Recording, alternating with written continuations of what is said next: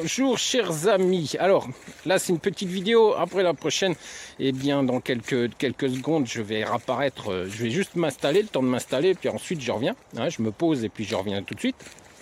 Donc restez bien sur cette vidéo, je vais revenir. Donc tout ça pour vous dire que vous avez dû voir, eh bien ces petites vidéos sur la compatibilité zodiacale. Alors c'est assez succinct, hein, on est bien d'accord, ça dure 2 minutes. Mais Irina a eu l'idée de faire beaucoup plus sur son site letuneldelamour.com. Vous vous rappelez que c'est Irina est déjà mon épouse, hein, parce que bon voilà, je suis Frédéric Bourdin, pour ceux qui ne le savent pas. Donc voilà, et mon épouse est Irina Bourdin, la directrice du tunnel-de-l'amour.com. Alors tunnel-de-l'amour.com a fait aussi la compatibilité zodiacale, vous retrouverez ça sur son site, mais alors beaucoup moins succinct, hein. C'est beaucoup plus long, il y a beaucoup plus d'informations, et également tout savoir sur les zodiaques, sur tel signe, sur pas que la compatibilité, et également bien comment séduire le signe du taureau, comment séduire le signe de la balance, comment séduire le signe du scorpion. Ça sera dit dans un post, il y en a 18 en tout.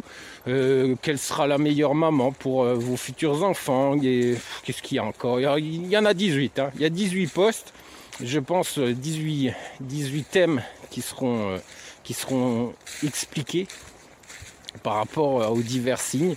Je pense que ça va vous intéresser, ça va aller encore plus loin que la compatibilité zodiacale. Mais voilà, je vous laisse vous regarder, vous avez juste le petit lien juste en dessous de cette vidéo. Et bah attendez, c'est pas fini, la vidéo est pas finie. Bon, je vous retrouve dans quelques secondes, hein. D'ailleurs, certains titres des thèmes qui seront abordés sur le site de mon épouse vont apparaître, hein. Je crois qu'il y en a un juste avant de cette vidéo, puis il y en a encore 2 ou 3 autres qui vont apparaître, mais en tout il y en a 18. Et puis moi je vais vous parler de ce qui se passe en France pour les femmes ukrainiennes. Allez, je vous dis à tout de suite, hein. Partez pas, je reviens.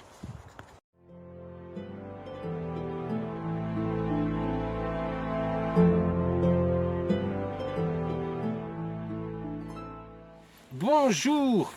Alors, déjà, je vais me représenter, parce que ça fait quand même quelques temps que je ne fais plus de vidéos, donc je vais me présenter rapidement. Je suis Frédéric Bourdin, je suis ancien policier, ancien commando, ancien policier en brigade spécialisée et ancien commando sur d'armée de l'air. Voilà, on est bien d'accord. Je suis maître chien, j'ai plusieurs diplômes, bac, etc. Bon, on n'est pas là pour faire mon apologie, on est là pour discuter de ce qui se passe aujourd'hui en Ukraine. Bon, j'ai créé cette chaîne, j'ai créé également un forum qui s'appelle Femmes d'Ukraine et Femmes d'Ukraine et de Biélorussie. Vous trouverez le lien soit en dessous de cette vidéo ou soit à la fin pour venir nous retrouver sur ce forum.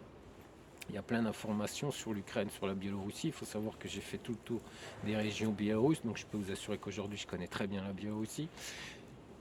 Moins quand même que l'Ukraine, parce que ça fait quand même 15 ans que j'y vais. En plus, j'ai épousé une Ukrainienne qui est de Dnepro, qui s'appelle Irina Bourdin, qui est la directrice du tunnel-de-l'amour.com, la première agence matrimoniale, première vraie agence matrimoniale internationale qui travaillait jusqu'à la guerre en Ukraine et qui travaille toujours aujourd'hui en Biélorussie. Alors pourquoi jusqu'à la guerre? Parce qu'aujourd'hui, nous avons créé avec Irina, avec un ami également qui est Frédéric, une association France-Ukraine.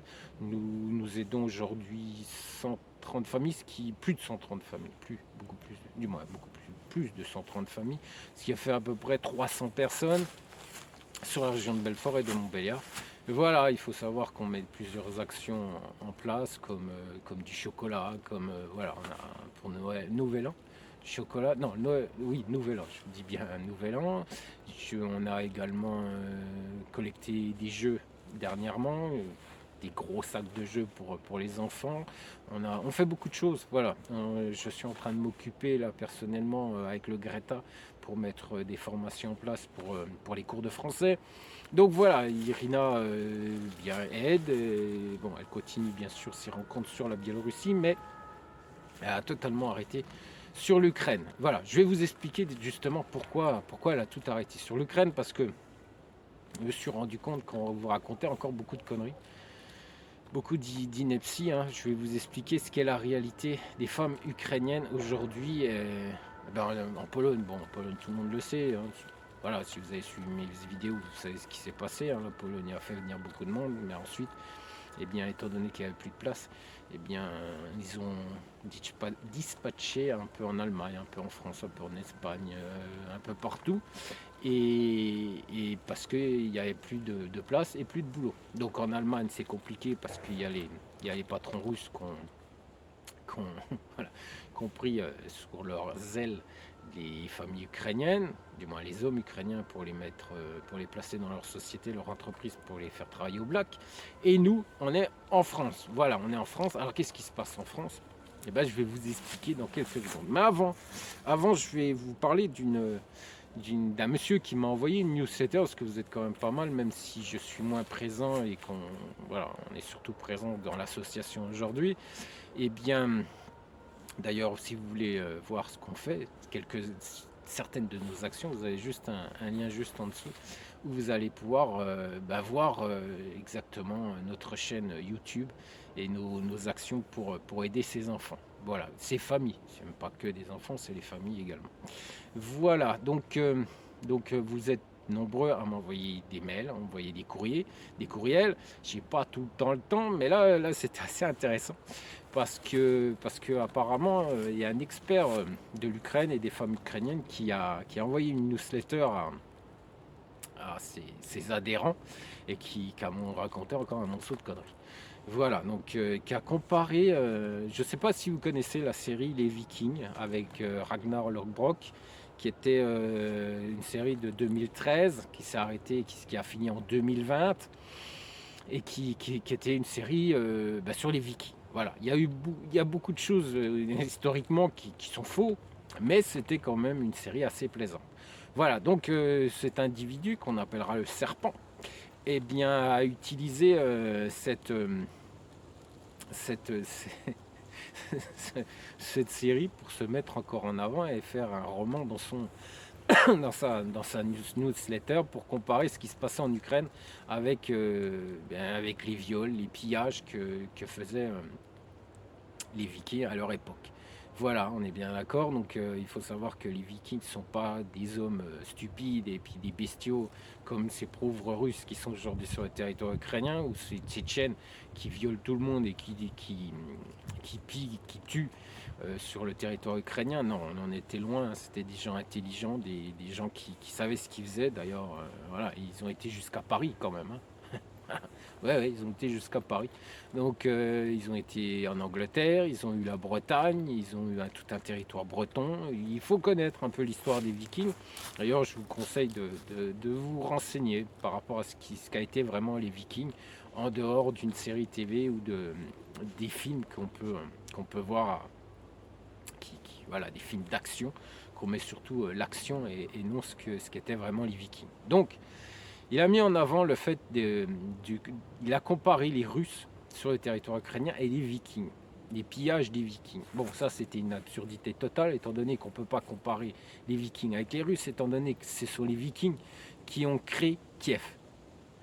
Et ouais, comparer les Vikings, qui sont les ancêtres des Ukrainiens, au pillage, aux tueurs de Poutine, c'est stupide et c'est complètement aberrant. Voilà, ça c'est la grosse aberration du début d'année, de janvier 2023.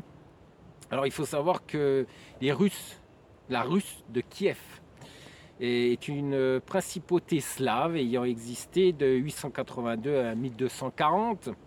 Elle est fondée par Yurik, qui était un vareg viking de l'Est. Oui, c'est un seigneur viking qui avait, alors je ne sais plus si c'était un roi ou un seigneur ou un prince, voilà, mais bon, c'était une haute personnalité viking qui a créé Kiev et venait de Scandinavie. Voilà ce qui a créé Kiev. Alors comparer les Russes avec les Vikings qui ont créé Kiev, donc créé l'Ukraine, qui sont la base de l'Ukraine, il faut vraiment être un con. Bon, excusez-moi, mais bon, il faut dire ce qu'il en est. Voilà. Bon, on va revenir maintenant sur ce qui se passe en France. Alors, je vais vous donner 2 chiffres. Alors déjà, l'aide, pour bien comprendre, pour bien situer la situation des femmes ukrainiennes sur les territoires français. Alors, aide pour un Ukrainien, il touche 6,80 € par jour et par personne, ce qui fait à peu près 210,80 € pour un mois de 31 jours. Voilà. Donc ils ne roulent pas non plus sur l'or, hein. On est loin de là, hein. On est bien d'accord.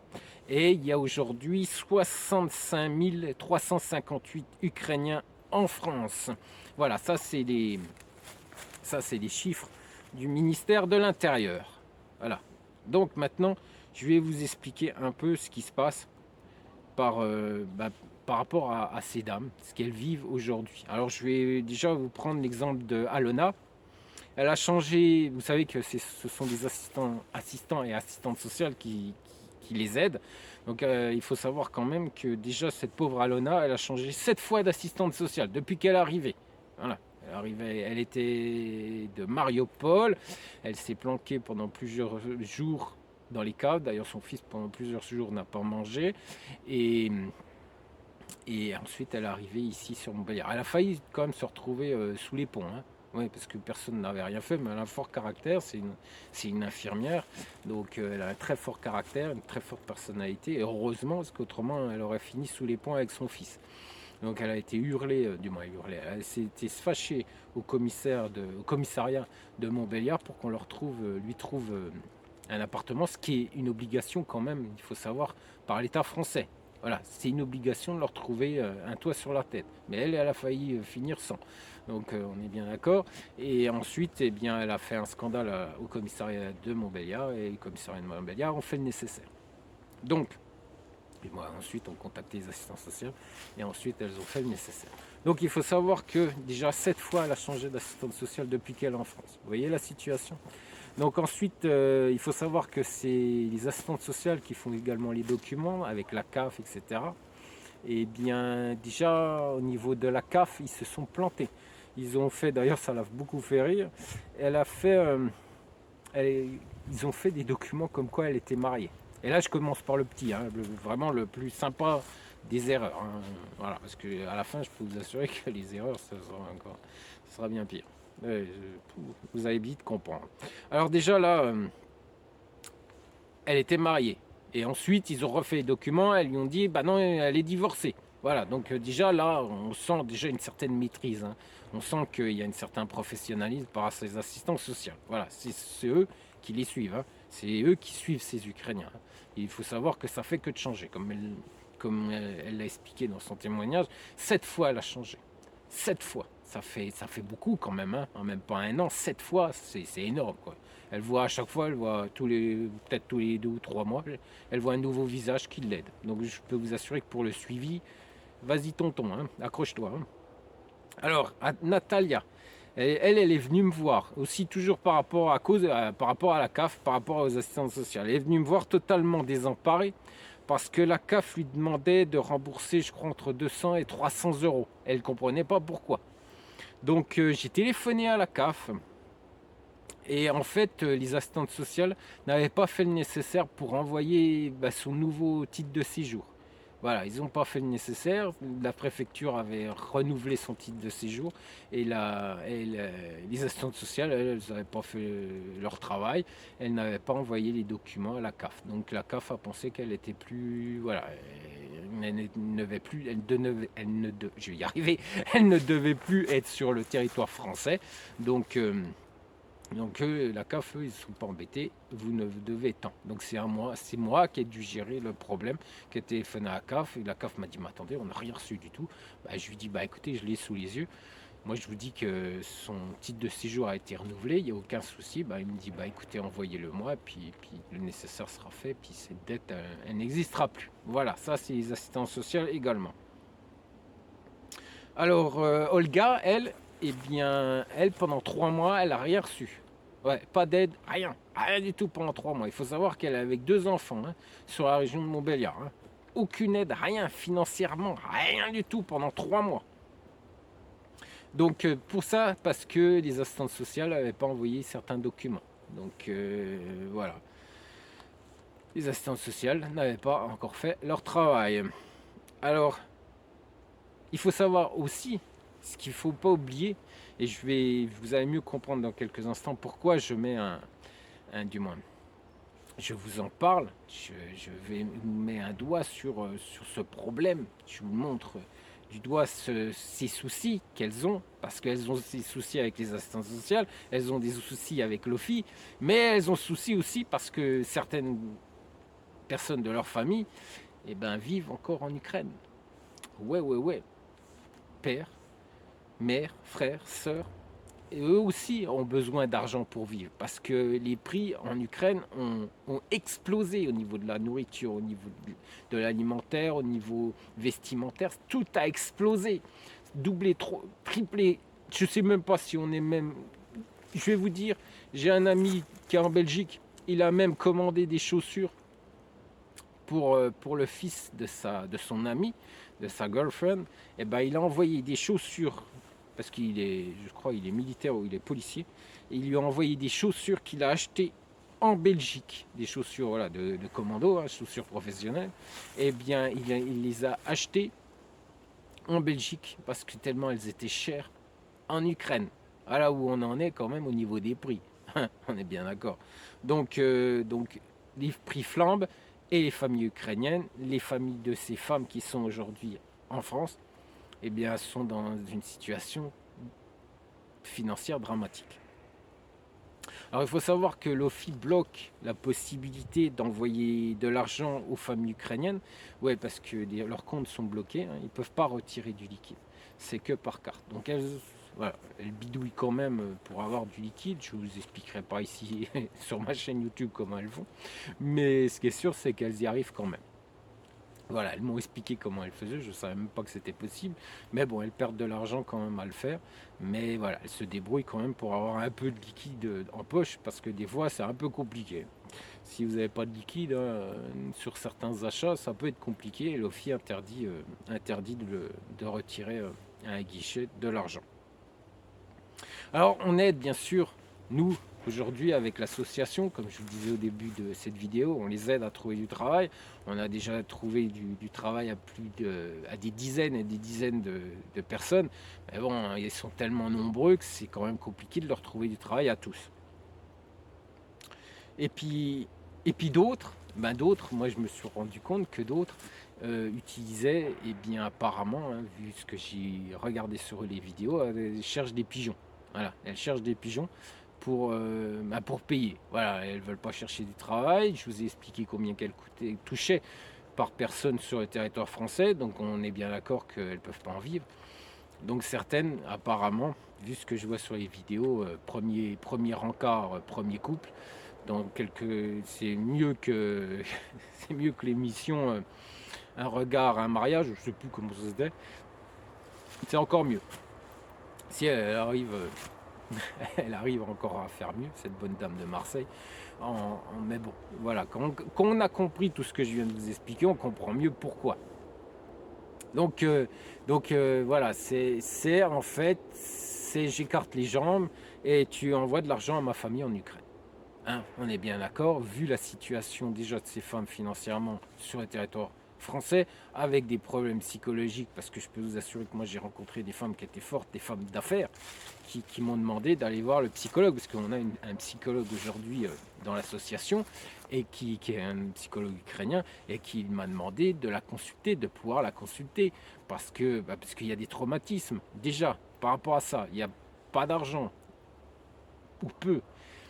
Il y a des problèmes d'hébergement, il y a des problèmes d'assistante sociale. Ne parlons pas des familles qui vivent chez l'habitant, qui à un moment donné leur demande, moi j'ai vu sur la Croix-Rouge, une famille, vous savez qu'il y avait la SPA, maintenant il y a la Croix-Rouge. Ouais, à la Croix-Rouge, on emmène des familles ukrainiennes comme on emmène un chien à la SPA. C'est pareil, hein. C'est exactement la même chose. On part en vacances, on ne sait pas quoi faire de la famille ukrainienne, je vous les emmène. Ça a été fait. Si, ça a été fait à la Croix-Rouge. Si, je peux vous assurer que moi je suis en relation avec le président de la Croix-Rouge, Hervé, il pourra vous le confirmer que c'est bien arrivé à la Croix-Rouge et je suis certain que c'est pas arrivé qu'à la Croix-Rouge de Belfort, ce genre de situation. Alors voilà, quand on sait tout ça, on comprend mieux pourquoi cette prostitution, parce que j'appelle ça de la prostitution, que certaines maquerelles ou certains macros profitent de la situation de guerre avec l'Ukraine et des problèmes financiers de ces femmes et des problèmes financiers de ces familles pour arriver à faire un gros business avec l'Ukraine. Voilà, on en est là. On comprend bien que c'est très facile de placer une femme, étant donné que ces femmes sont tellement dans une situation catastrophique financièrement, psychologiquement, souvent avec des enfants en plus, que c'est très facile de les mettre dans les bras d'un homme. Voilà, un homme français qui a une situation sociale plutôt à l'aise, eh bien ça sera très facile de les placer et de leur dire, voilà, lui il a le fric, il pourra envoyer de l'argent à ta famille si nécessaire, va vite vers lui. Voilà, voilà où on en est. Moi, je vis, je vois ces familles dans la peine, dans l'angoisse, dans le stress, dans ces problèmes psychologiques et financiers. On se bat avec eux par rapport aux assistantes sociales qui ne font pas leur travail. Et moi, j'ai la chance, sur ces 300 familles, 300 personnes, parce qu'il y a une majorité de femmes, 130, plus de 130 familles, on se rend bien compte que ces femmes sont sérieuses, parce qu'on discute avec toutes, on a une communauté Survivor, et on les côtoie, on les connaît, on discute avec elles. Elles cherchent du travail, elles ne cherchent pas un pigeon pour payer, voilà, pour lui offrir un appartement ou payer les fringues à sa famille. On est bien d'accord. Moi, mon pote, bien avant la guerre, il était en relation avec cette femme. Et après, bon, la guerre a un peu... voilà. Parce que la situation était telle qu'il a fallu aller la chercher. Et c'est ce qu'on a fait. On a été chercher cette femme en Pologne, à Varsovie, à Varsovie. Et voilà, c'était mon premier voyage. Et ensuite, lui, il est reparti avec sa chair et tendre. Et moi, j'ai ramené des familles ici en France. Au départ, c'était Lyon. Maintenant, on les ramène sur Belfort, qui est limite avec la préfecture, qui sont très limites. Et puis un peu, et puis sur Montbéliard, parce que voilà, on a deux assistantes sociales qui marchent bien, qui est Brandon et Victoria. Mais la préfecture de Besançon, ils sont nuls à chier, quoi. Excusez-moi du terme, mais ça vaut rien. C'est des administratifs. Et la plupart des administratifs, regardez, vous savez que même les préfectures ont leur business Google Business. Bon, certains payent des gens pour mettre des bons. Je te donne 50 euros, je te donne une adresse pour que tu me donnes mettre un bon témoignage sur ma page Google. Bon, voilà, c'est des escrocs, on le sait. Hein. Bon, du moins, nous, on le sait, vous, peut-être moins. Bon. Après, vous pleurez, mais bon, après, ça, c'est chacun sa vie, chacun pour soi. Hein. Après, vous venez pleurer sur mon épaule en me disant que voilà, c'est une saloperie. Mais moi, ça fait 2 ans que je sais que c'est des saloperies. Hein. Mais voilà, mais ce qui est sûr, c'est que tout ça, on le sait, tout ça, on le voit, tout ça, on sait ce qui se passe. Nous, on est au contact de ces familles, on est au contact de ces femmes, on sait exactement comment ça se passe. Je vous dis, on a 2 assistantes sociales qui fonctionnent bien et on a de la chance sur Montbéliard. La préfecture de Besançon et Montbéliard, du moins, et la sous-préfecture de Montbéliard, parce que c'est un ensemble, eh bien, interdisent d'aller comme je vous l'ai dit dans une précédente vidéo, interdisent à ces familles d'aller dans plusieurs, comme la Croix-Rouge, les Restaurants du Cœur, voilà, d'aller chercher leur colis de bouffe. Ils ont le droit qu'à un colis par semaine. Et ça, c'est Besançon et Montbéliard. Et c'est la préfecture de Besançon qui gère tout ça. Voilà, parce que les Restaurants du Cœur n'ont pas assez d'argent parce qu'on ne leur donne pas assez de fric. Donc ces familles sont obligées d'avoir qu'un seul colis par mois. Par semaine, excusez-moi. Mais Belfort, elles peuvent en faire plusieurs. Voilà, expliquez-moi, parce que c'est pas la même préfecture, c'est pas la même région. Voilà, c'est pas le même fric, c'est pas le même financement, il vient pas de la même. Voilà. Non, il vient pas de la. Je vais y arriver. Il vient pas de la même source. Voilà, on est bien d'accord. Donc on en est là. Donc vous me disiez que ça se passe bien, que les femmes ukrainiennes cherchent un homme. Ben voilà, vous savez pourquoi elles cherchent un homme. Voilà, vous savez exactement les raisons pourquoi ces femmes, eh bien, cherchent un homme aujourd'hui en Ukraine. Vous avez tout ces raisons qui sont dans cette vidéo. J'en ai fait avant, mais là vous avez tout. Vous savez tout, vous comprenez tout. Si vous n'êtes pas trop stupide et pas trop un enfoiré d'égoïste, eh ben vous comprendrez pourquoi aujourd'hui il ne faut pas aller avec une femme ukrainienne. Je vous ai fait un petit truc juste après cette vidéo. Je vous conseille de regarder, vous comprendrez